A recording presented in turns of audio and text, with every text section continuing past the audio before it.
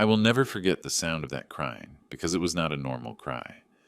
It was a broken, choked moan, as if someone were trying not to scream while their soul was being split in two.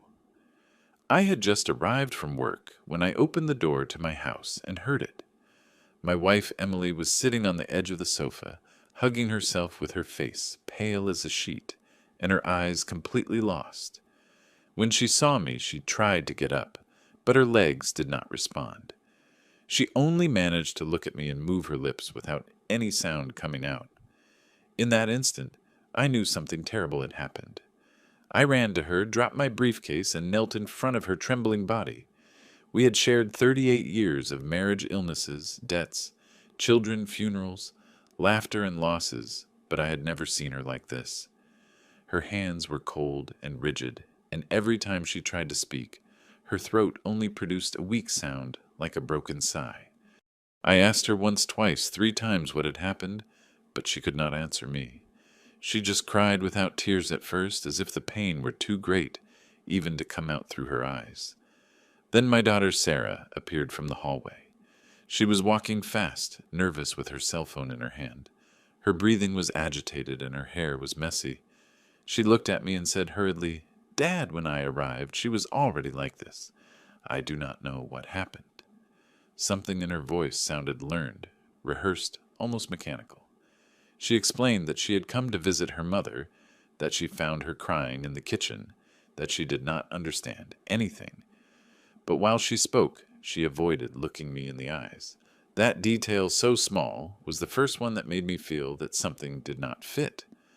But before continuing, I would like to know if you subscribe to the channel William's Revenge Stories and if you liked the video. This helps me see that you support me and enjoy my stories. Now let us continue. I helped my wife lie down on the sofa. I brought her water, took her pulse, and arranged a blanket over her shoulders. She tried to say my name several times, but every attempt ended in a voiceless sob. My daughter Sarah moved from one side to the other, excessively attentive to correct.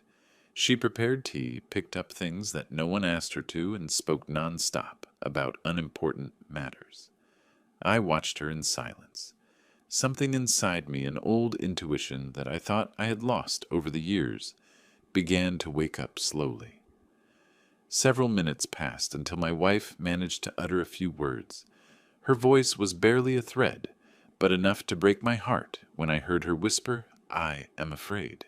Only that. She did not say why, she did not say of whom, only fear. I took her face between my hands and forced her to look at me.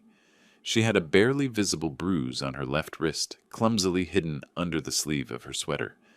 My daughter stepped forward immediately and said, "Surely she hit herself without realizing it. Dad, lately she trips a lot. That excuse fell on me like a slap in the face. Did you touch her?" I asked her without raising my voice. My daughter froze for just a second, but it was enough for me to notice. Then she composed herself, offended. "How can you say that, Dad?" She responded, bringing her hand to her chest. "I would never hurt my mother." My wife from the sofa began to cry harder. I hugged her with one arm, and with the other, I kept looking at my daughter without saying anything. I did not argue, I did not accuse, but inside me something began to break slowly, like a crack that opens without making noise. I took Emily to our room so she could rest. I gave her the medicine for her nerves that our doctor had prescribed months ago. While she fell asleep, still trembling, I returned to the living room. Sarah was still there, sitting looking at her cell phone with apparent tranquility. I asked her to leave. She said she preferred to stay in case something happened. Her insistence made me uncomfortable more than I could explain. I waited for her to go to the bathroom for a moment. Then, without wasting time, I walked straight to the small room where the security camera system is located, which I installed years ago after some robberies in the neighborhood. I never thought I would review those recordings looking for someone of my own blood. My hands were shaking when I turned on the monitor. I reviewed the recording from the morning, then the one from noon. Everything seemed normal until I reached an exact strip of 38 minutes where there was absolutely nothing. The image froze.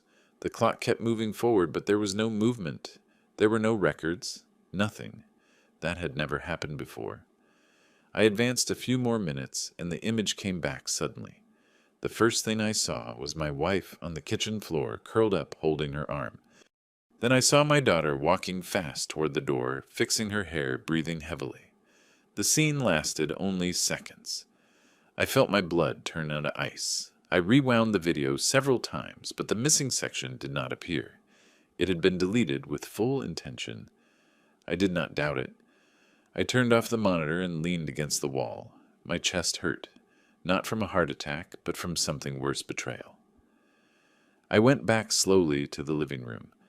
My daughter had come out of the bathroom and asked me if everything was okay. I looked at her for a long time before answering. The girl I had protected, raised and defended from the whole world, was now standing in front of me like a complete stranger. "Everything is fine," I told her. "You can go rest peacefully." She watched me with suspicion, as if trying to guess how much I already knew. That night I did not sleep. I sat by my wife's bed, listening to her irregular breathing, watching the shadows travel across the walls. Every time she moaned in her dreams, I felt a knot in my throat. Never in my 62 years had I felt a rage so silent, so deep, so dangerous. At 3 a.m, my wife opened her eyes. She stared at me. This time she did manage to speak very slowly, as if every word cost her a piece of life. "Do not trust her," she whispered. I brought my face close to hers. "Tell me what happened," I asked her. Her lips trembled. "She forced me," she said. "She pushed me. She screamed at me. I did not want to sign." Sign? That word lit a brutal alarm in my mind. Sign what? Softly from outside. "Dad, is everything okay?" My wife went mute. Terror took over her face again. I squeezed her hand tightly. "Yes," I answered. "Everything is okay." My daughter left. I looked at my wife again. Tears were now running uncontrollably down her cheeks. "Tomorrow I will tell you everything," she murmured. "Now I am afraid." "No one is going to touch you while I am alive," I promised her in a low voice. And while she went back to sleep, I made a decision that would change our lives forever, to pretend I knew nothing until I found the complete truth. Because what had happened in those 38 minutes erased from the cameras had not only destroyed the peace of my home, it had unleashed the worst betrayal a father can face. And this was just the beginning. At dawn, the house smelled of medicine, cold coffee, and old fear.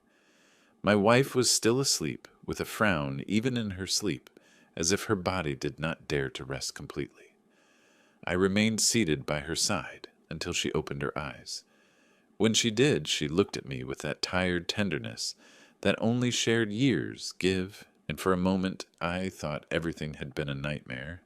But the bruise on her wrist was still there, dark, undeniable. "How do you feel?" I asked her in a low voice. "Tired," she responded, and ashamed. That word hurt me more than any blow. "You have nothing to be ashamed of," I told her.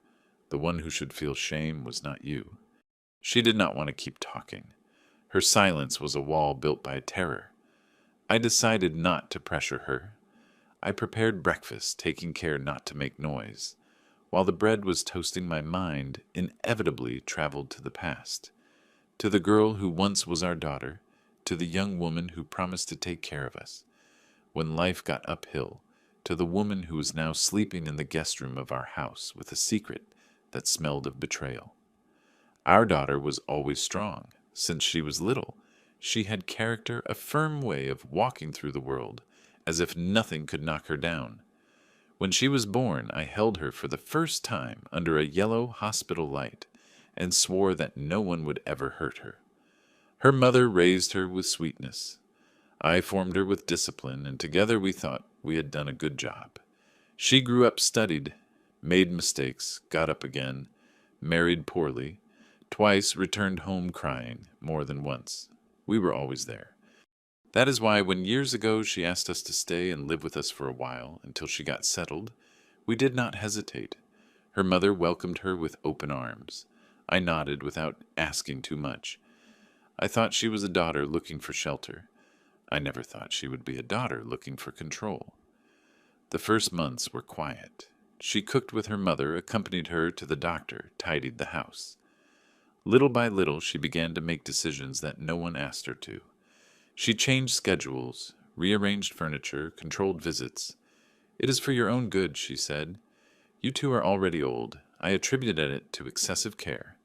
Today I understand that it was the beginning of something dark." While we were having breakfast, my wife barely touched her tea.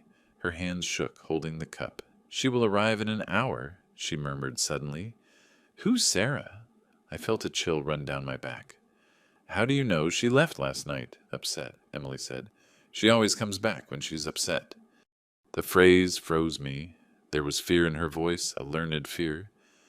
I decided that today I would not allow her to intimidate her for even a second. "You do not have to see her if you do not want to," I told her. "I will talk to her." "No," she whispered, clinging to the blanket. "If you do not face her today, she will do it later, and it will be worse." I nodded. She was right. Silence had already done us enough damage. When the clock struck 10, I heard the sound of a car stopping in front of the house. My stomach contracted. My wife closed her eyes. I squeezed her hand and walked to the door with a calm I did not feel. I opened it. There she was, well-dressed, made up with precision, the phone in her hand, and a rehearsed smile on her lips. "Dad," she said. "How did Mom wake up?" "You tell me." I answered. "You were with her when it all started." For the first time, her smile fell apart a little. She entered without asking for permission, as she had always done. She walked to the kitchen, left her purse on the table, and began preparing coffee as if nothing were different. "Dad, do not exaggerate," she said. Mom got nervous over a silly thing. "A silly thing does not leave bruises," I replied. She turned slowly. Her eyes hardened. "What are you talking about?" "About her wrist." Silence fell between us like a slab. She took a deep breath, controlling her irritation. "Dad, Mom is clumsy. She always hits herself on the furniture." 38 years living with her," I answered, "and I never saw a hit like that." My daughter held my gaze. For an instant, I saw in her eyes the girl who asked for forgiveness when she lied. But that girl was no longer there. She was replaced by a woman who knew how to fake very well. "If you came to argue, I better go," she said, taking her purse. "Not yet," I responded firmly. "I want to talk about the papers you made her sign yesterday." Her hand stopped dead. She looked at me with open eyes, without blinking. "What papers do not pretend?" I replied. "My wife said that word last night, half asleep. Sign." She let out a short laugh. "Dad, you are stressed. It was just a bank document. Nothing more." Why then was she crying as if she were being killed? Her expression changed. This time she did not compose herself immediately. "Because she is weak?" she responded finally. "Because she no longer understands how the world works. Someone has to take charge of things." "Take charge or take ownership?" I asked her. She took a step toward me. "Watch your words. Watch your actions," I replied. My wife appeared at the bedroom door, pale, trembling. Sarah saw her, and for a second control escaped her face. "Mom," she said with a fake sweetness, "Dad is confused. I told you this would happen if you did not take your medicine." My wife lowered her gaze like a guilty child. "Do not lie," I said. "No one here is confused." My daughter exploded. "You two are no longer capable of handling your things," she shouted. "I am trying to save what little you have left before you lose it all." "The only thing we are losing is you," I answered. And in that instant, I knew it was no longer a family discussion. It was a war for the soul of my home. After that argument, the air in the house became unbreathable. My daughter walked from one side to the other with short, nervous steps, like a caged beast. My wife remained standing by the bedroom door, not daring to enter or leave, trapped between fear and guilt. I felt like a stranger in my own home, as if every piece of furniture, every wall, every object had changed owners without me noticing. Sarah was the first to break the silence. "Dad, I just want to help you," she said with a softer tone. "But you are not doing your part. Help is not imposed with blows or shouting," I responded, "and even less with lies. She pressed her lips together, containing her rage. "You do not understand the danger you are in," she insisted. "If we do not sign soon, everything you have can be lost." "Lost to whom?" I asked. She did not answer. She limited herself to taking her purse and walking toward the door. "I am going to come back later," she said, "when you are calmer." Upon leaving, she did not slam the door. She closed the door with disturbing care. That gesture shook me more than any scream. Her calm was fake, built on a dangerous intention. My wife began to cry in silence. I hugged her. I felt her small body trembling against mine. "You should not have confronted her like that," she whispered. "Now she will be worse." "Worse than what she already did?" "No," I answered with a knot in my throat, "but I can no longer keep quiet." I took her to the sofa and sat beside her. Her hands were freezing. "Tell me," I asked her. "Everything. From the beginning." She shook her head slowly. "No, not now. If I say it out loud, it will be real." "It is already real, my love," I said. "And as long as you keep it, she will continue to have power over you." My wife closed her eyes. Tears slid down her cheeks slowly. "It started months ago," she whispered. "First with words, then with screams, then with threats. She told me that you were old, that soon you would not be able to decide anything, that I had to sign to protect you. I did not understand anything. Every time I asked, she got upset. 'What did she want you to sign?' I asked. 'House papers, bank papers, powers of attorney,' she said. She said it was for your own good." I felt a frozen void in my chest. "You never told me anything," I murmured. "Because she forbade me to do it," she confessed. "She told me that if I spoke to you, you would get angry with me and I would end up alone. And I was afraid. There was the truth, the oldest weapon of all fear." "When did she hit you?" I asked with a broken voice. Emily hesitated. "Yesterday, when I refused to sign this time." My breathing became heavy. "Where?" "In the kitchen," she said. She pushed me against the table. I fell. She squeezed my wrist so I would sign. I screamed, but she covered my mouth. The image went through me like a dagger. I had to stand up so as not to lose control. And then she started crying as if I had done something to her. She sobbed. She said you would not believe me. Then I heard the door. You were already arriving. My heart beat with fury. "That is why when I entered you were already crying," I said. She nodded, broken. "She told me that if I spoke, she would make you look like a senile old man in front of everyone." I felt nausea. "That is not going to happen again," I swore to her. "I promise you." I helped my wife lie down for a while. When she fell asleep from exhaustion, I went straight to the camera room again. I turned on the system with a bitter sensation. I was no longer looking for security. I was looking for truth. I reviewed hour by hour. I advanced carefully. And there I saw it. The gap. Exact. 38 minutes manually deleted. It was not a technical failure. Someone had entered the system. Someone who knew how to do it. I looked for the access logs. There was an additional user created weeks ago. A fake name. But the creation date coincided with the day our daughter moved permanently into our house to take care of us. My pulse accelerated. I checked further back. Previous days. I found small cuts at specific times. Nothing as long as yesterday's. Just seconds. Rehearsals. Tests. Like someone learning to use a weapon before shooting. And then something happened that made me sit up suddenly. A secondary camera was still active. An old camera, almost forgotten. Installed only to cover the back hallway leading to the kitchen. Its quality was bad, the angle imperfect, but it was recording. I looked for the exact time of the attack. My hands were sweating. I advanced second by second, and I saw her. I saw my wife from behind washing a plate. I saw my daughter enter slowly. She closed the door. She walked slowly. She said something I could not hear. My wife turned. She shook her head several times. She seemed to plead. Then Sarah took her by the arm with force. My wife resisted. She pushed her against the table. My wife fell to the floor. And I had to cover my mouth not to scream, when I saw her own fingers squeezing the fragile wrist of the woman I had loved all my life. Then she forced her to sign. Then she let her go. Then in front of the camera, my daughter began to cry, as if she were the victim. I remained motionless. The world spun around me. I do not remember how much time I spent watching that scene over and over again. The only thing I know is that something died inside me in that dark room. When I finally turned off the monitor, my knees no longer supported me. I sat on the floor. I cried in silence. Not for me, for the daughter I thought I knew and who no longer existed. At that moment, my daughter returned to the house. I heard the door open.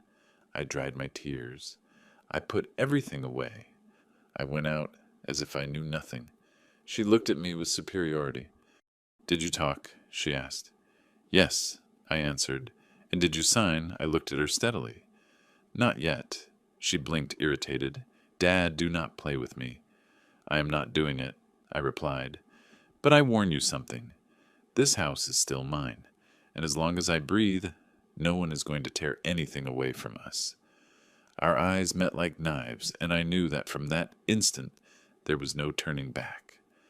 After seeing the recording, nothing was ever the same inside me, although, on the outside, I forced myself to seem like the same man as always. I walked through the house with slow, measured steps, faking normality. I prepared coffee. I watered the plants. I asked my wife if she wanted soup for lunch. Every daily gesture was an immense effort, not to let escape the pain, the rage, and the disappointment that burned me inside. Sarah moved through the house as if she were already its owner. She opened drawers, checked papers, made calls in a low voice from the patio. I watched her without her noticing, as one observes a stranger invading sacred territory. I no longer saw the girl I had taken by the hand to school.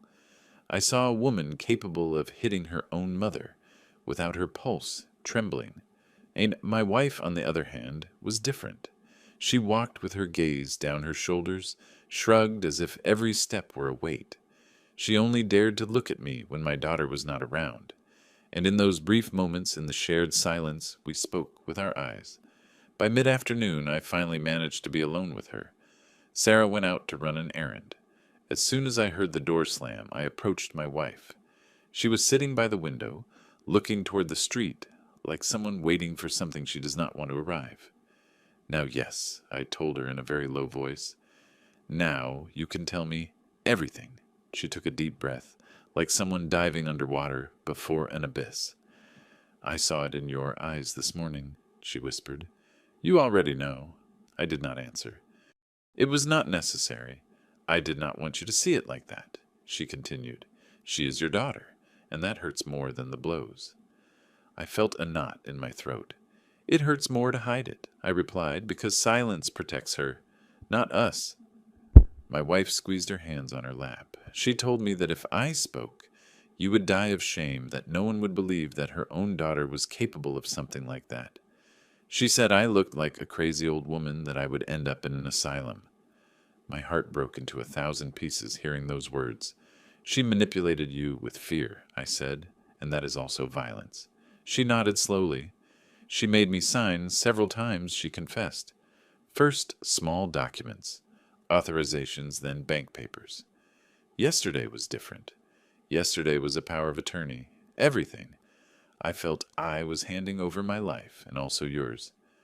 My hands began to tremble. "Do you know where those papers are now?" "In her purse," she whispered. "She always keeps them there, as if she feared we would take them away."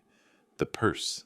I remembered how many times I had seen my daughter guard that purse, with excessive zeal. Now everything made sense. "Does anyone else know what is happening here?" I had asked. She denied. "Only you."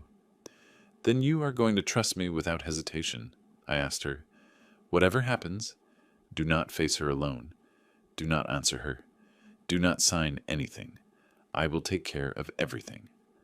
She hesitated for a few seconds. Then she looked me in the eyes with a firmness I had not seen in years. "Okay."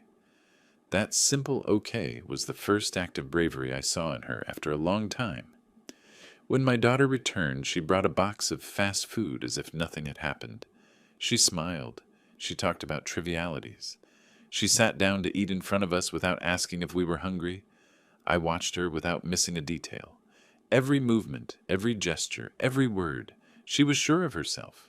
Too sure. "Tomorrow we should go to the bank," she said suddenly, looking at her mother. "We need to solve the issue once and for all."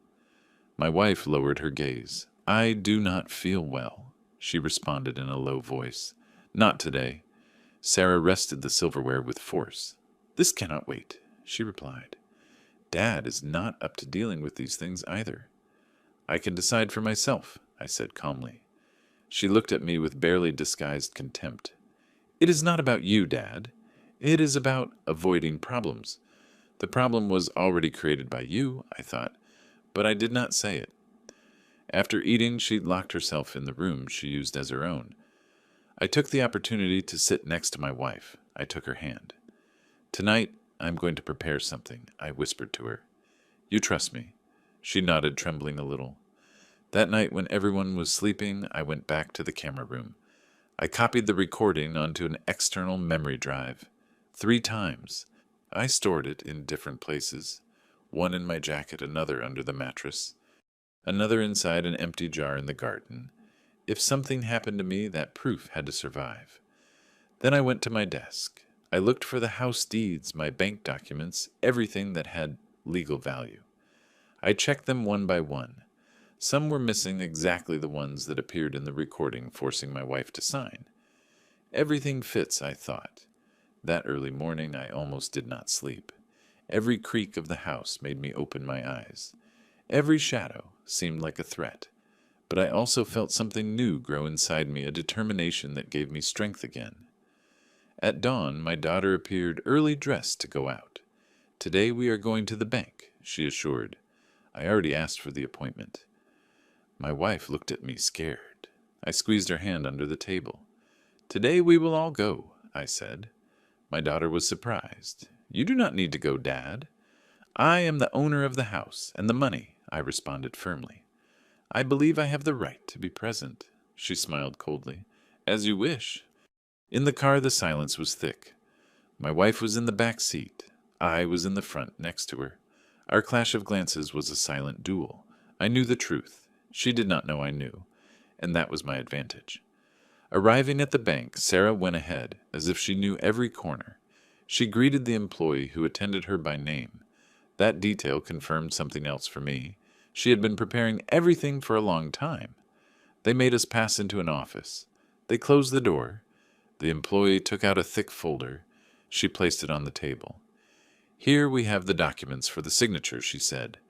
"Total power of attorney, asset, administration, legal representation."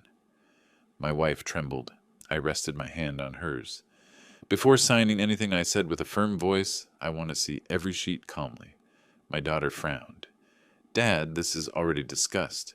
"Not with you," I interrupted her. "With the law."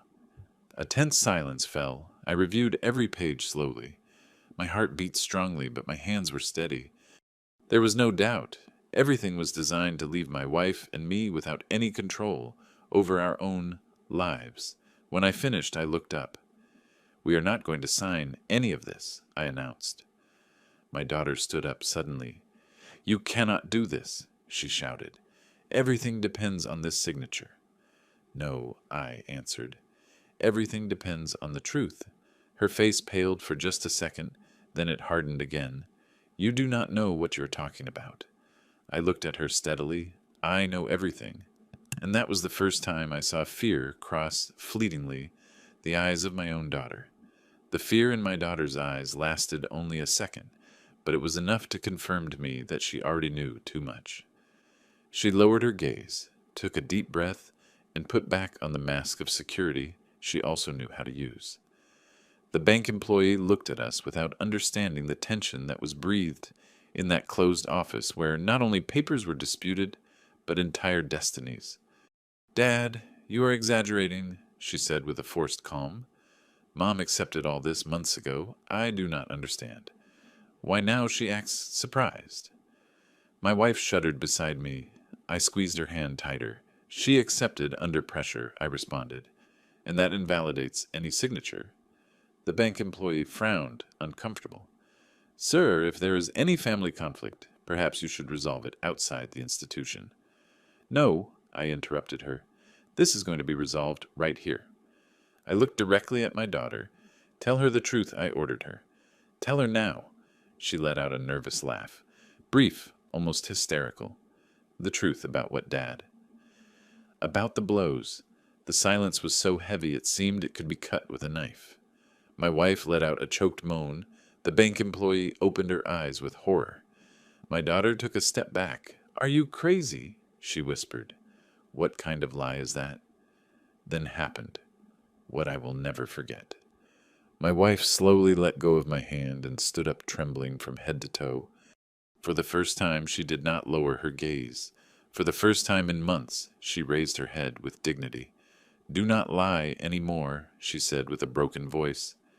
You pushed me, you squeezed my wrist, you screamed at me, you forced me to sign, and now you want me to do it again. Sarah turned pale. For an instant, she looked like a child trapped in her own lie. Mom, you're confused. No, she shouted with a strength I thought lost. Confused I was when I thought you were taking care of me. Now I know you only wanted to keep everything.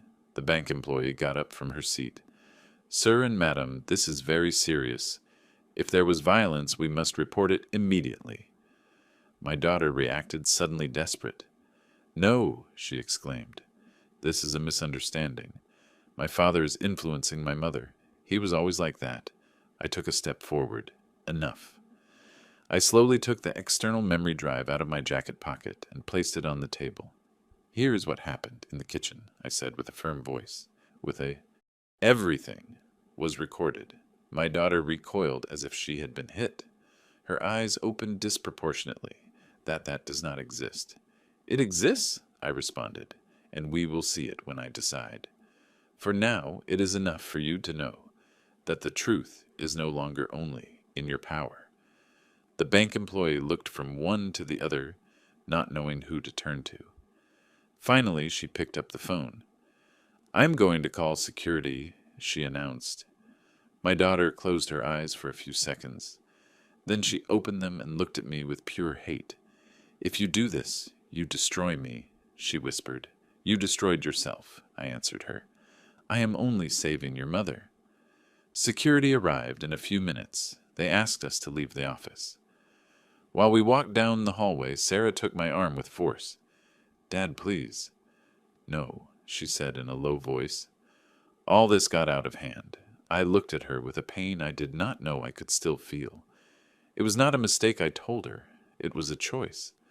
My wife walked behind me, leaning on my shoulder. Every step of hers was an act of bravery. We left the bank without signing anything. In the parking lot, my daughter burst into tears. She knelt in front of us begging, Do not ruin me, Dad. I beg you. I only wanted to secure our future. The future is not secured by destroying those who gave you life, I answered firmly. My wife looked at her one last time. I raised you to love, not to attack, she said. And today you broke my heart. She got into the car with me without looking back. In the rearview mirror, I saw my daughter left alone in the middle of the parking lot, crying, defeated for the first time. On the way back home reigned a silence loaded with emotions. I felt that something huge had broken, but that paradoxically we had also taken the first step toward freedom. When we arrived, I helped my wife lie down. She was exhausted physically and emotionally. I sat next to her and brought her a glass of water. Thank you for defending me, she whispered. I thought I would die with this kept inside. I hugged her with all my soul. Never again will you be alone. She closed her eyes. I stayed watching her for a long time. I knew it was not over yet. I knew my daughter would not accept defeat so easily, and I was right. The phone rang that same night. It was Sarah. If you continue on this path, she said, without beating around the bush, I am going to tell everyone that you are out of your mind, that you mistreat Mom, that you invented that recording. Do it? I responded. The truth does not break with lies. She hung up without saying more. Before continuing, tell me here in the comments what you are thinking of this story so far and what you would do in her place. Do not leave the video because what comes next will give you goosebumps. That same night, while everyone was sleeping, I heard noises in the patio. I got up in silence and looked through the window. I saw the silhouette of a woman near the fence, my daughter. She was trying to enter without making noise. I took the phone and recorded. I saw her force the lock of the outdoor shed where we keep tools. I saw her search drawers, look for something. I knew perfectly what. My documents, the memory drive, any proof. I did not go out. I did not stop her. I let her act. When she realized she would find nothing, she fled. The next day, my wife woke up with new messages from her daughter. Insults, threats, pleas, promises, a whirlwind of manipulation that confirmed everything I already knew. Then I took the definitive decision. I kept all the evidence. I called a lawyer. And for the first time in my life, I understood that to save who you love, sometimes you must face the monster you yourself helped raise. The war was no longer silent. It had begun.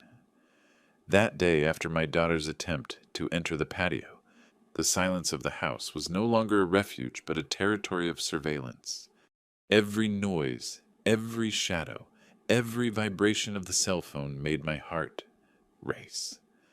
My wife did not stop shaking all morning. I feigned calm on the outside, but inside my mind did not stop. I knew we were no longer a family in conflict. We were two elderly people trapped in a dangerous game where betrayal bore our own last name. When my wife finished breakfast, I helped her sit on the sofa. I offered her medicine. Her hands were shaking so much I had to hold the glass for her. "Will she come again today?" she asked me in a whisper. "Maybe," I responded. But today we are no longer defenseless. She did not ask what I referred to. She knew something had changed inside me, and she also knew that change was irrevocable. I waited for her to fall asleep. Then I went straight to my desk. I took out the memory drive with the recording, connected it to the computer, and played again the scene I carried engraved in my mind, but that now I needed to register, with absolute clarity, for the path that was about to begin. Seeing it a second time was harder than the first. There was my wife from behind. There was my daughter entering with that determined step. I saw when she took her by the arm. I saw when she pushed her. I saw when my wife tried to protect herself with her hands. I saw when she forced her to sign. I saw when she faked the crying. Every second went through me like a slow stabbing. I did not turn off the video until the end. I needed to record every gesture in my memory, because that image would be the compass of everything I did from then on. I copied the file onto 2 more memory drives. One I hid inside the toilet tank in a sealed plastic bag. The other I put inside an old accounting book that no one had touched for years. The original I carried always with me inside the lining of my jacket. I knew my daughter would not stop. I knew she would return. And I also knew that every move of hers could become her own sentence if I was patient enough. That same day in the afternoon, my daughter called.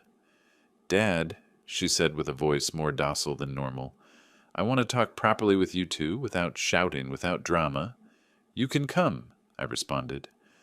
"But with respect, I always respect you," she answered with a fake laugh. I hung up without arguing. She arrived at sunset. She brought a bag with fruit, as if she wanted to pretend that a normality still existed between us. My wife became rigid as soon as she saw her. I stepped forward. "Mom is tired," I told her. "You will talk to me." My daughter pressed her lips together but nodded. We sat face to face at the table.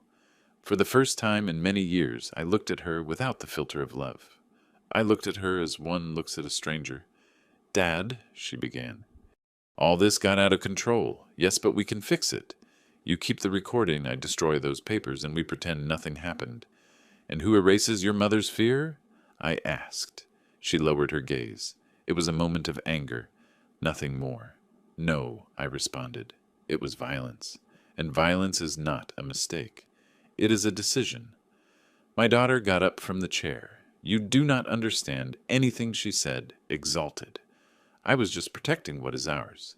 The house is not yours, I answered her. The money is not yours, and your mother is not your possession either. Hate returned to her eyes. Sooner or later you will lose everything, she spat. You are old, Dad. The world is no longer for you. I felt deep pain, not for the insult, but because I knew that was her true way of thinking for a long time. If that is the world you built, I told her I prefer to stay out of it. She approached me dangerously. What are you going to do? She whispered. Denounce me. Put me in jail. I am going to do justice, I responded calmly, even if that breaks my soul. She held my gaze for a few seconds. Then she turned abruptly and left without saying goodbye. My wife cried when I closed the door. Is she going to hurt us? She asked with a broken voice. I hugged her tight. She can no longer. But I knew that although she could not touch us physically again with the same ease she still had.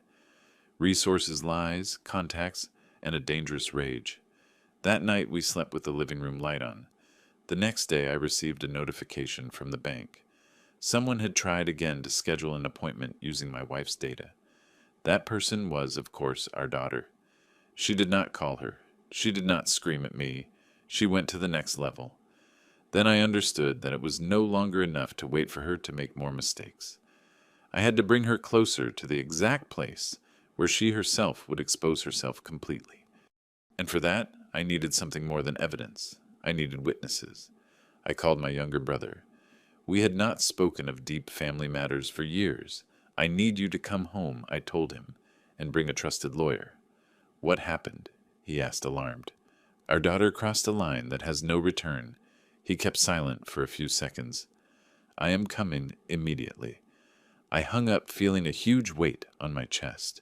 That would no longer be resolved only between four walls. Now the full last name would be exposed.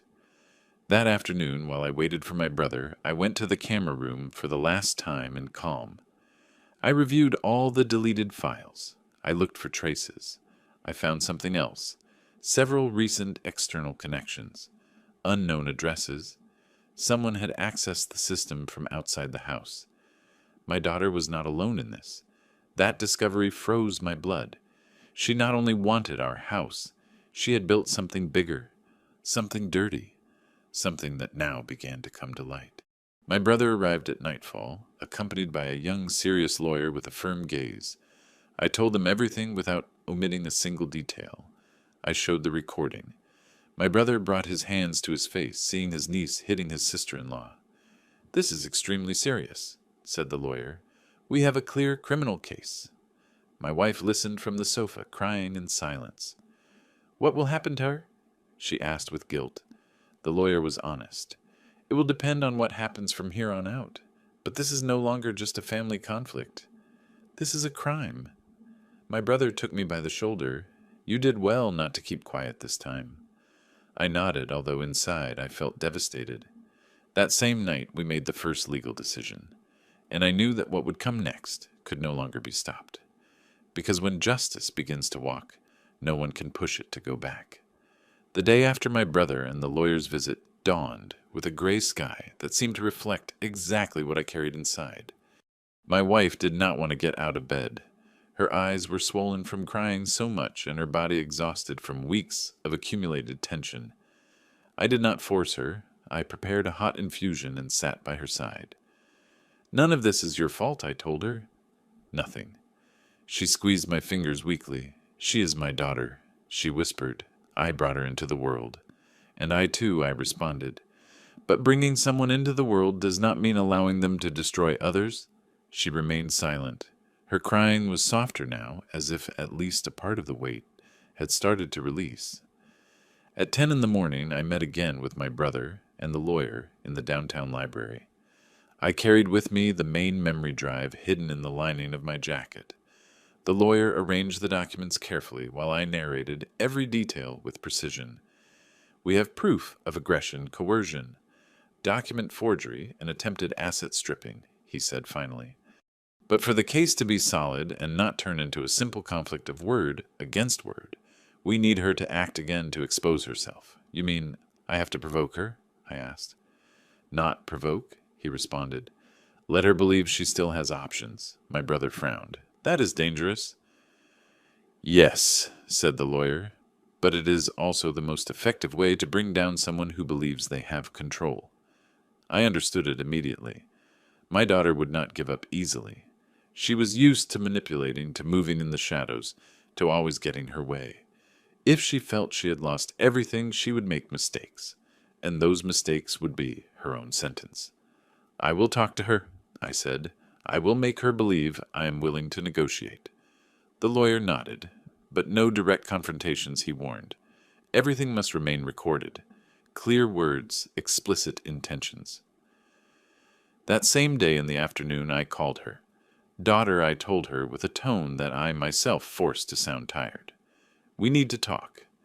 Her voice sounded contained on the other end of the line. For what to end this once and for all? I am tired. Your mother is sick. I no longer have the strength to fight with you. There was a brief silence. I could imagine perfectly her mind working. And what do you propose? She asked finally. Come tomorrow afternoon. No shouting, no threats, just you and me. Will Mom be there too? No, I responded. She is very bad. This time it will just be you and me. She accepted. Her voice sounded victorious, although she tried to hide it. Okay, Dad. Let us talk like adults. When I hung up, my hands were shaking. Not from fear, from anticipation. The plan was in motion. That night, I explained everything to my wife, delicately. At first she resisted. I'm afraid she will do something to you again, she said, or that she will hurt me again. She will not be able to, I responded firmly. We will be prepared. Everything will be recorded, and this time there will be no deleted cameras. She accepted reluctantly. In her eyes, I saw the terror of a mother faced with her own child, but I also saw something new, a deep need for justice. The next day, I prepared the house in a special way. I placed 2 hidden recorders, one on the dining room shelf, another under the armchair cushion. I activated the secondary camera without it being noticed. I left the main memory drive in the inside pocket of my jacket, always with me. At 4 in the afternoon, I saw her arrive through the window. She got out of the car with a sure step. She knocked once. Firm. I opened. Dad, she said with a fake smile. Can we fix this? Come in, I responded. She entered as if nothing had happened. She observed the living room carefully, surely looking for signs, cameras, witnesses. But the house seemed quiet, too quiet. We sat face to face. Tell me what you want, I said.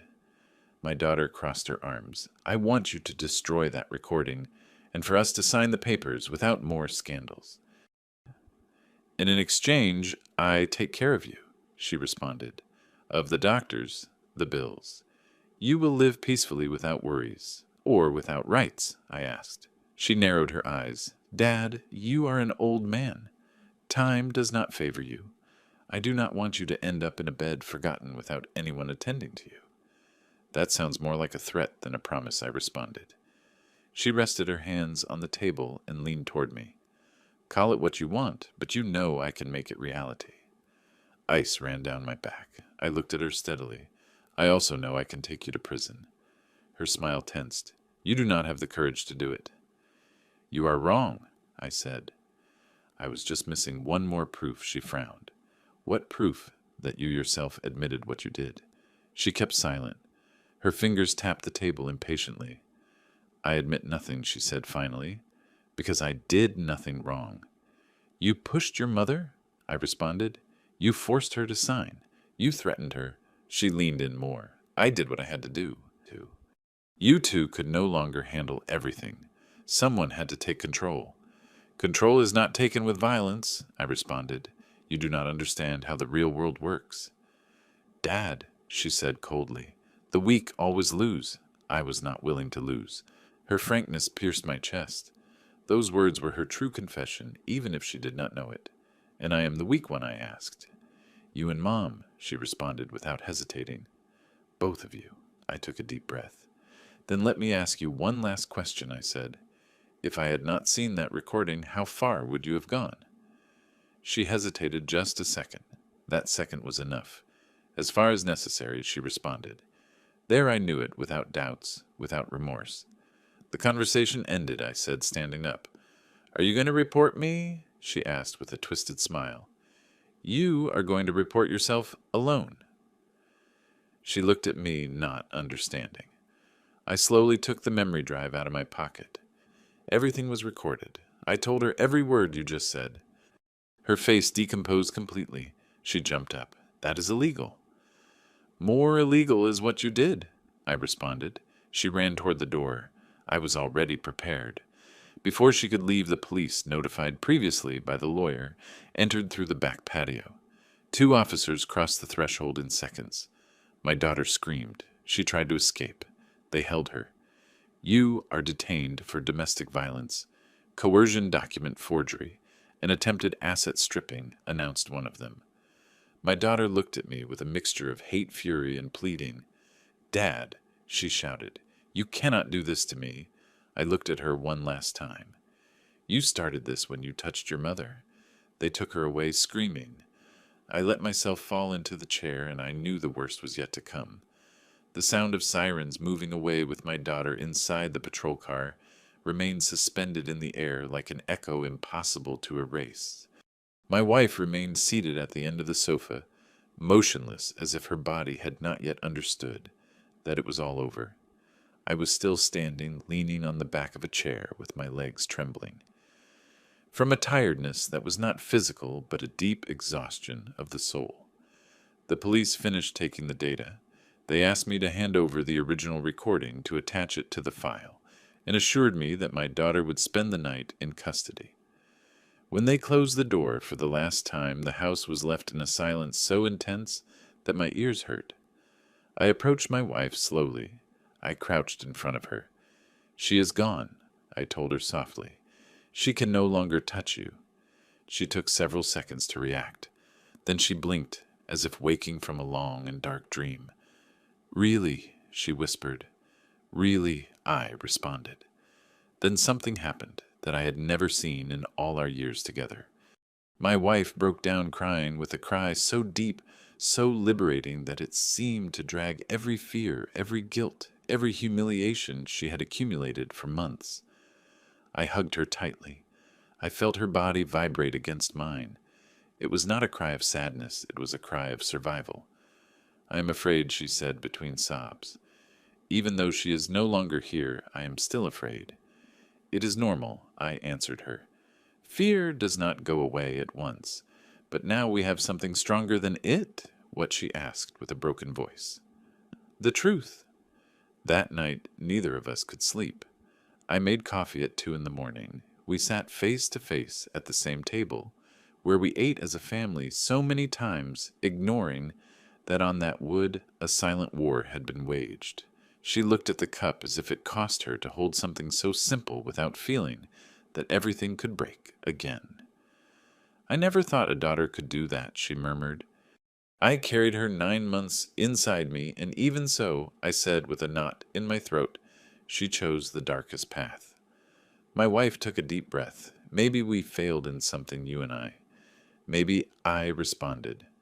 But there is a truth we cannot keep carrying on our shoulders. Every person is responsible for their acts, even children. At dawn, the lawyer and my brother arrived. They brought new news. The formal complaint was already underway. The recording had been validated as main evidence, and there was proof that my daughter had tried to access our bank accounts using falsified documents. This is bigger than we imagined, said the lawyer. There are clear indications of fraud and systematic abuse. My wife listened in silence, squeezing my fingers. What will happen to her now? She asked. The lawyer was honest. There will be a process, or she can face prison, but everything will depend on what is proven in the hearing. The word prison fell on my wife like a stone. She lowered her head. She is our daughter, and she was also your aggressor, said my brother firmly. If this does not stop now, it would have been worse. I did not want to argue. A mother's pain is not appeased with arguments. That same day, the first calls began to arrive. Relatives we had not seen for years. neighbors, even old friends. The news spread quickly through the neighborhood. The daughter of the Williams family was arrested for hitting her mother and trying to take everything from them. Some offered sincere support. Others just wanted to confirm the gossip. My wife did not want to answer the phone. I answered with few words. I did not want our tragedy to become a spectacle. In the afternoon, I received the call I knew would arrive sooner or later. "Dad," said the voice on the other end of the line. It was her. "I'm not allowed to talk to you," she continued, "but I asked for this call not only so you know something." "Speak," I responded with my chest tight. All this got out of hand. "I never wanted it to go that far. It went that far because you pushed it," I responded. Every day she kept silence for a few seconds. "Mom always protected me more than she should have," she said. "She always forgave me everything, and I got used to that. And when she stopped doing it, you hit her." My daughter cried on the other side of the phone. I did not want to hurt her. Damage is not always done with intention, I told her. Sometimes it is done out of ambition, out of selfishness, out of believing oneself above others. "Do you hate me?" she asked. The question went through me like a knife. "No," I responded with a hoarse voice, "but I can no longer protect you from the consequences of your actions." She hung up without saying more. I stayed looking at the phone, turned off for a long time. My wife watched me from the door. "Was it her?" she asked. I nodded. She said she never wanted it to go that far. My wife closed her eyes. "I did not want this to happen either," she whispered. But it happened. That night I put her back to sleep. I stayed awake by her side, holding her hand like someone caring for someone who has just come out of a shipwreck and still does not dare to believe that solid ground is real. 2 days later, they called us from the courthouse. There was a preliminary hearing date. We had to present ourselves. The road to the courthouse was silent. The streets seemed different. Everything seemed different. In the building, the atmosphere was cold, impersonal, as if justice needed distance to act. My daughter was brought in handcuffed. When I saw her, something inside me broke. Her face was pale eyes, swollen hands trembling. She was no longer the confident woman who hit her mother. She was an accused facing for the first time the real consequences of her actions. We looked into each other's eyes. She lowered her gaze. The hearing was hard. Evidence was presented. The recording was played before everyone. My wife squeezed my fingers tightly, trembling. When that scene in the kitchen appeared on the screen, several in the room looked down. My daughter sobbed in silence. The judge was clear. There were sufficient elements to formally charge her. Pre-trial detention was decreed while the investigation continued. The sound of the gavel sealed an instant I will never forget. My wife broke into tears. I felt an immense void. It was not relief. It was not victory. It was the confirmation of an irreversible tragedy. Leaving the courthouse, my wife stopped on the sidewalk. She took a deep breath. "She can no longer touch us," she said finally. "For the first time in a long time, I feel I can breathe." I hugged her. Me too, but inside me I knew that the hardest part of all still remained, learning to live with the wound that love leaves when it becomes a weapon. And that learning was yet to begin. The days that followed the hearing were strange, as if time had changed rhythm. My wife woke up startled in the middle of the night, believing she heard our daughter's voice in the house. I got up immediately. I turned on the lights, checked every corner. Everything was always silent. But fear, when it has lived too long inside a person, does not leave so easily. We received visits we never imagined. Brothers, cousins, old acquaintances. Some came to support us. Others came moved by curiosity. I learned to recognize quickly who arrived with an open heart and who only sought to feed their morbid curiosity. The latter I dismissed with politeness and firmness. We had already been exposed too much. The lawyer called us on the third day. The investigation was advancing fast. They had found attempted bank transfers, loan applications in our name, and previous contacts of my daughter with a corrupt manager. That was no longer just a case of family violence. It was a web of deceit that had been woven for months. This was not impulsive, the lawyer told us. She planned everything with a lot of time and anticipation. My wife listened with pressed lips. I saw how every word hit her like a truth she was not yet ready to assimilate completely. "And now what will happen?" she asked with a trembling voice. "Now the formal process begins," he responded. "There will be hearings, witnesses, psychological expertise. You will have to declare." My wife shuddered. I do not want to see her again." "You will not see her directly if you do not want to," he reassured her. "The law protects you." That night, while we dined in silence, my wife broke down crying suddenly. "I still dream of her as a child," she told me. "I see her small, with the red ribbon in her hair, running through the patio, and then I wake up and remember everything, and I feel my heart cannot handle so much." I took her face gently. "No one can stop loving from one day to the next," I responded. "Love does not disappear by decree, but that does not mean we must allow that love to destroy us." She closed her eyes and rested her forehead on my chest. "I'm afraid I have created a monster." "No," I told her, "you created a daughter. What she became later was her choice." Days later, I received another call from the jail. It was our daughter again. I hesitated a few seconds before answering. Finally, I did. "Dad," she said with a dull voice I almost did not recognize. "Mom, how is she?" "She is alive," I responded. That is already saying a lot. There was a sob on the other side. "I never wanted to kill her." "But you broke her inside," I told her, "and that also leaves wounds that sometimes do not heal." She kept silent. "Dad, I am afraid," she whispered. "Here everything is different. Everything is dark. I do not belong in this place."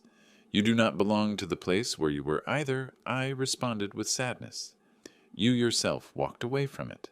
"Are they going to condemn me? That will be decided by a judge," I said, "not me." "Will Mom say something against me?" I looked at my wife, who was listening from the other room without saying a word. "Mom will tell the truth," I responded, "and the truth, daughter, this time is not on your side." The call cut off with a long sob. I stayed looking at the phone with the bitter sensation of having definitely buried something that could no longer be saved. A week later came the day of our declaration. The judge received us in a small, sober room. My wife was pale, nervous, but firm. I remained by her side, holding her hand. When they asked her to relate what happened, her voice trembled at first. Then she became firmer. She told every blow, every threat, every forced signature. She spoke of the fear of the sleepless nights, of the humiliations. She spoke of our own house turned into a silent prison. I had never heard her speak with such clarity. When she finished, the judge remained silent for a few seconds. "What you have lived through is very serious," he said finally, "and I assure you, it will be taken into account with the full weight of the law." My wife broke down crying, but this time not from fear. She cried from recovered dignity. Leaving the courthouse, some journalists were waiting. I placed my body in front of her, protecting her from the cameras, as I had done so many times in our life against other simpler dangers. "My wife needs peace, not attention," I said firmly. "Respect that." We left in silence. With the passing of days, reactions began to arrive from people I never imagined would take sides. Some aunts defended our daughter, saying we were exaggerating, that pressure had led her to make mistakes, that all families have problems. But others, many more, supported us. Neighbors, friends of years, people who had noticed changes in my wife and never dared to ask. My brother stayed several days with us. He helped us organize papers, block accounts, cancel false documents. Little by little, the sensation of threat was receding. The house returned to feeling slowly like a home. Until one afternoon, a letter arrived from the courthouse. My wife looked at me, nervous, seeing it. "Open it, you," she asked me. I did it with firm hands. It was the formal request for expanded testimony. Our daughter had decided to defend herself, alleging that my wife was psychologically altered, and that I had manipulated her to take revenge for old grudges. My wife brought her hand to her chest. "You see," she whispered, "she still wants to destroy us." I hugged her tightly. "She can no longer," I told her. "Now the truth speaks, and the truth does not need to shout to impose itself." The trial began weeks later. We declared, the experts spoke, the evidence was shown over and over again. My daughter from the stand avoided looking at us. When she did, it was only to stick a look full of reproach at me. I held it without blinking because she could no longer hurt me. Days later, the provisional resolution arrived. Prolonged pretrial detention due to flight risk and preventive embargo of any document she had managed to sign fraudulently. My wife collapsed on the sofa when she heard the news. "She can no longer take anything from us," she murmured. "She never could," I responded. "She only believed she did." That night we had dinner in calm for the first time in a long time. The house was silent, but it was no longer a silence of fear. It was a silence of tiredness, of mourning, and of accepting a reality we never imagined living. Before sleeping, my wife took my hand. If I were born again, she told me I would do everything differently except one thing. What thing? Choosing you again. My eyes moistened because although our family had been broken by blood betrayal, the love between us two was still intact, and that in the middle of so much darkness remained a small victory. The day the final sentence was dictated dawned gray, as if the sky also doubted, showing itself luminous before what was about to happen. My wife got up early in silence with slow movements, as if her body knew that day would mark an end that would have no turning back. I watched her from the bedroom door, trying not to show the storm I carried inside. We had waited for that moment for weeks, but being close to something does not make it lighter. Sometimes it makes it even heavier. We prepared without saying almost a word. I served her coffee. She barely tasted it. Leaving the house, she looked one last time towards the interior, as if she feared not recognizing herself in that place, after what would come. I took her hand tightly. We did not need to speak to know that we both felt the same: fear, guilt, sadness, and a small hope for peace. The courthouse was full. The air was tense, loaded with whispers. When we entered the room, my heart began to beat in my chest, with a force that made me fear for my own heartbeats. My daughter was already there, dressed in sober clothes, hair tied back, face pale. She did not look like the same woman who had screamed, threatened, and hit. But I knew that was just another of her masks. I avoided looking at her. My wife could not. When their eyes met, I saw how her body shuddered. I hugged her by the shoulders, not allowing her to retreat. She had to be there not as a silent victim, but as a woman who had decided to face her truth. The judge spoke with a firm tone. The charges were read: domestic violence, coercion, document forgery, attempted asset stripping. Every word was like a hammer falling on a story that should never have been written like this. Then they gave the floor to my daughter. She stood up with trembling hands. Her voice at first was barely a whisper. She tried to justify herself. She spoke of stress, of economic problems, of feeling alone, of having carried too much responsibility. She said she never wanted to hurt her mother, that it just got out of hand. I listened to everything without interrupting. Part of me wanted to scream that she was lying. Another part, much more tired, just wanted it to end. When it was my wife's turn to speak, time seemed to stop. She walked slowly to the front. I felt her hand tremble inside mine before letting go. I thought she would not be able to do it. I thought she would break, but no. She raised her head and spoke with a weak voice. Yes, but clear, firm. Every word was a declaration of dignity. She told everything from the first push to the last threat. From the moment of being left alone to the terror of signing without understanding. She did not adorn anything, she did not exaggerate. She just told the truth. And the truth, when finally pronounced, weighs like a rock, I declared after. I spoke of the recording of the documents, of how I saw my own daughter force her mother to sign something she did not understand. I did not cry. I did not shout. Every word cost me my life. But I knew I had to say it with serenity, because justice does not need rage, it needs facts. The judge asked for a recess. The silence in the room was brutal. The nervous breathing of those waiting could be heard. My wife did not stop squeezing a small rosary between her fingers. I looked at the floor, trying not to fall into the abyss of memories. When the judge returned, we all stood up. I felt a strange vertigo as if my whole body rejected that instant. Then I heard the words that would change our lives forever. My daughter was declared guilty, guilty of violence, guilty of coercion, guilty of fraud.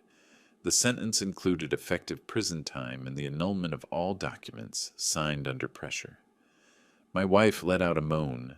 I held her by the waist so she would not fall. My daughter cried.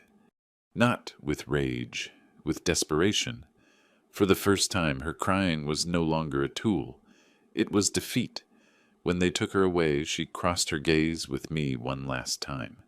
In her eyes there was no longer hate nor defiance, only a mute question I did not know nor wanted to answer. The door closed behind her with a dry thud that echoed inside my chest like thunder.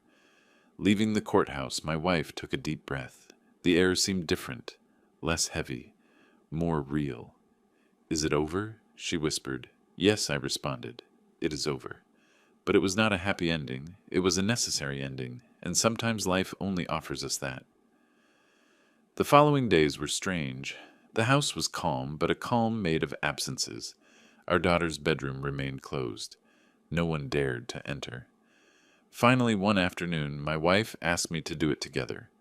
We opened the door. Everything remained the same. The bed made, her clothes in the closet, her objects on the shelves. It was like a shrine of someone who no longer belonged to that home. My wife sat on the bed and brought her hands to her face. She cried in silence. I remained standing, not knowing what to do. There are no manuals for closing the door of the heart to a child. With time, we began to rebuild ourselves. My wife started therapy. She went back to sleeping without startles. She started walking through the garden, watering the plants, talking without fear. I watched her with a mixture of joy and sadness. I saw her reborn, and at the same time I saw the shadow of our daughter in every gesture. One afternoon, while we were drinking coffee under the sun, my wife looked at me and said, "If you had not arrived that day, I would not be here." I squeezed her hand tightly. "If you had not had the courage to speak, I would still be blind." We looked at each other in silence. Two older people who had gone through the greatest tragedy of their lives caused by someone they loved with all their soul. I knew then that true love is not naive, that loving is not allowing anything, that sometimes to save who you love, you must do it even from who hurts them the most, even if that someone carries your same blood. My wife smiled weakly. "Now I just want to live in peace," she said. "And you will have it," I responded, although we are no longer the same as before, because we never went back to being so. The price of seeing the truth was high. We lost a daughter. We lost an illusion. We lost the idea of a perfect family. But we did not lose the most important thing, life dignity, and the light we still had left. And so in that small garden where so many times the three of us had laughed, my wife and I understood that love, when it stops being blind, hurts, but also liberates. Some months have passed since that day in the courthouse. Today the house smells of coffee in the mornings and freshly toasted bread again. My wife walks more upright, sleeps without startles, and sometimes even hums old songs again while watering the garden plants. I watch her in silence, thanking every small gesture we took for granted before. It has not been easy. No wound that bears the name of a child heals quickly. There are days when she stays looking out the window with lost eyes, and I know exactly who she is thinking of. In those moments, I say nothing. I just approach and take her hand. We already learned that there are pains that are not cured with words, but with presence. Our daughter is serving her sentence. We have not seen her again. Sometimes I wonder if one day I will be able to look at her without the past going through my chest. I do not know, nor do I know if she will one day understand all the damage she caused. The only thing I know is that I did what I had to do as a husband and as a man. Today we live with less fear and with more truth. And although we lost something irrecoverable, we also saved something much more valuable: our lives and our dignity. If this story reached you, I want you to know something. It is never too late to say enough. It is never too late to protect who you love. And it is never too late to face the truth, however painful it may be. I am William, and this was my story. Subscribe to the channel so you can continue accompanying us with more real and touching stories. Like this video if this story touched your heart. Leave us a comment telling us what you thought of this story, what you would have done in my place, and from which city you are watching us. I read every message. Your support gives us strength to continue telling stories that matter. Thank you for staying until the end. Thank you for listening. Thank you for not looking the other way.